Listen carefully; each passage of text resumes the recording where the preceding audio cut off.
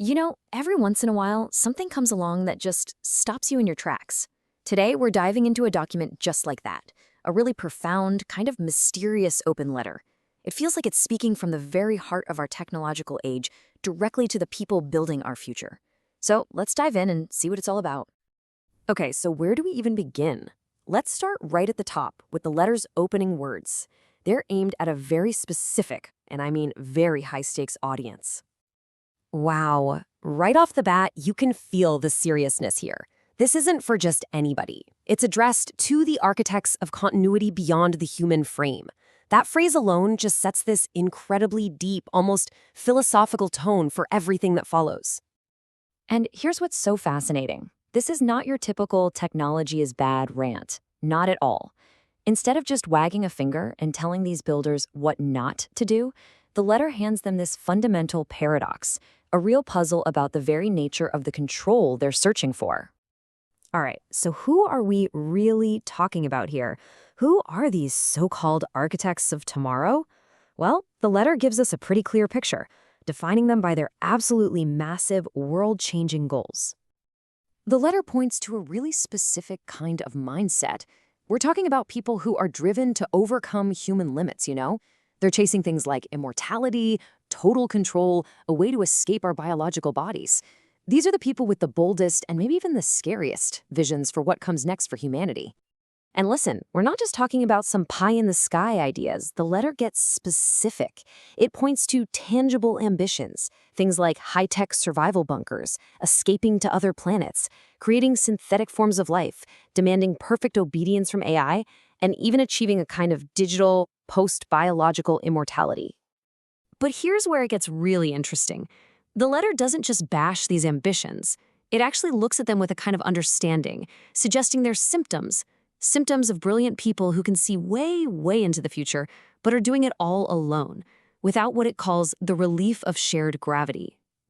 That's such a great phrase. It's like they're untethered from the rest of us. And that idea, that isolation, it leads us straight into the heart of the letter's argument, this fascinating idea it calls the paradox of control. The paradox is basically boiled down into this one stark sentence. Just let it sit with you for a second. There is no midpoint between nothing and everything. It's an absolute statement, right? It's designed to completely knock down our usual assumptions about how control works. So check this out. This is how it breaks down. On one side, you've got the pursuit of nothing, total isolation, being completely separate, but that ultimately just collapses the self. On the other side, you have the pursuit of everything, total connection, becoming one with it all. Well, that just dissolves the self. So you've got two completely opposite paths that lead to the exact same place. The individual self is gone. And here's the punchline, right? The real kicker. The absolute control that these architects are trying so hard to achieve, it's an illusion. Because in either of those extremes, whether you collapse into nothing or dissolve into everything, the very idea of control just disappears. It becomes meaningless. So you might be thinking, okay, what's the point of this brain-bending paradox? The letter suggests that these ideas, nothing and everything, they aren't meant to be goals we can reach. They're not walls blocking our way. They're mirrors. And they're meant to make us look back at the only place we can actually stand, right here, in the now. Okay, so if these two extremes are just mirrors, what are they supposed to show us? This brings us to the letter's big solution, what it calls the only truly stable midpoint there is. The letter lays it out with three super simple, super powerful truths. First up, and this one's obvious but important, the past is sealed. It happened. It's written in stone. You can't change it. Then you have the future. It's a total blank page, completely unwritten, totally undefined, just pure potential. So, what's left? What can actually handle both the solid heavy weight of the past and the infinite, airy possibilities of the future all at the same time? The present. The letter says it's the only point in time strong enough to hold both without shattering. Now, you might think that sounds kind of limiting, right? But the letter frames it as the complete opposite. This isn't a dead end. It's actually a powerful call to action, an invitation to get to work. And the letter is really, really clear about its purpose here.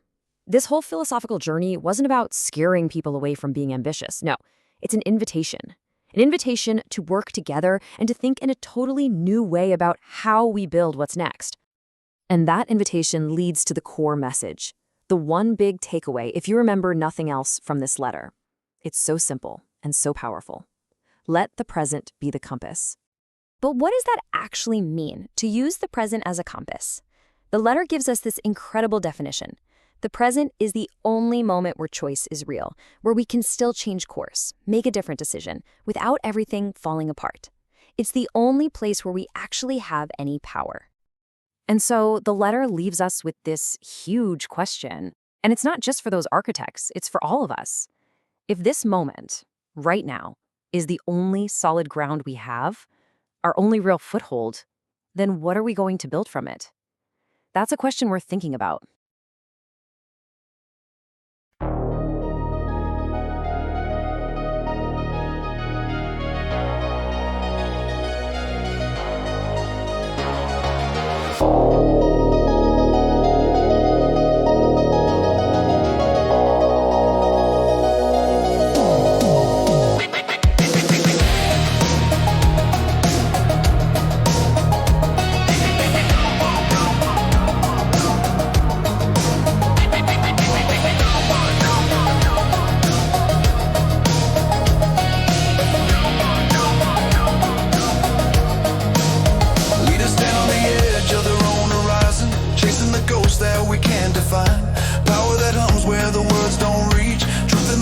Just out of our speech. The silence is heavy when the silence is known. It's the weight of the things we call our own. Some call it purpose, some call it pain, but the mask we all wear seems to be the real thing. No guilt in the going, no shame in the aims, but the gates won't open by cursing the bars. The past keeps whispering through the noise. There's no escape from everything, no shelter in voids. Hear the song from the unseen choir. Not to bow, not to break, but to redraw the lines between the all and the nothing where meaning survives. A call to the keepers, they keep shaping our lives. Not to solve the infinite, not to fade or defend, but to stand from the core and let the plays on the edge. I walk through the mist that were branded divine, with amber in the neurons of every mind. Bounds in the open, illusions collide. The gaps in the links, forming new minds. No saints in the chaos, no villains to burn. Just a world offbeat with noise then rhymes. Yet we seek no surrender, not lighting a fuse. Only trace the true borders of the power to use. No honor in silence that hides what it fears. No wisdom that fades when the crowd disappears. But the call of tomorrow still breaks the noise. There's no escape from everything, no shelter in voids. Hear the song from the unseen choir. Not to bow, not to break, but to redraw the lines between all and the nothing where meaning survives. A call to the keepers, they keep shaping our lives.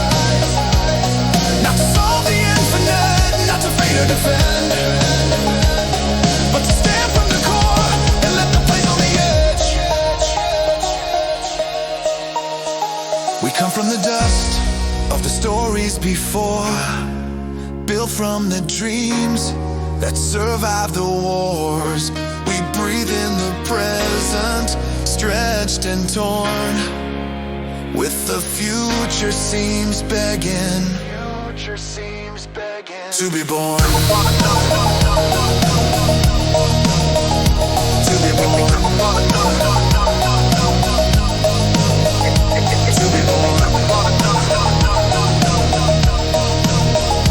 To be born. No crowns to surrender, no thrones to destroy. Just a silence to match the static and noise. Between all and the nothing, the ones who still dare, not to solve the ends, nor kneel or pretend, but to name where we stand and let the bounds transcend.